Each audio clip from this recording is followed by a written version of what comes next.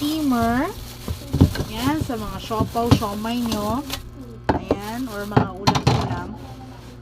And then,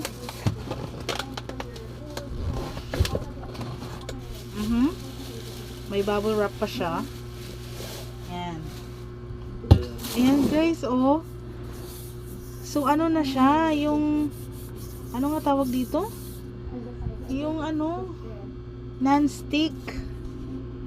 Ayan, so dito siya. So, siguro, ang challenge lang dito guys, huwag maghugas tayo. Siguro, ingatan lang na hindi mabasa itong mga parts na yung ilalim na to. Ayan. Tapos, ito yung kanyang, ano, ayan. Pag mahina, off siya sa gitna. Tapos, ganyan. Ayan. So, try na natin, ano. Ay, ito yung kanyang saksakan. Ay, so, ano pala siya. Ganyan. So, kailangan natin ng extension or adapter.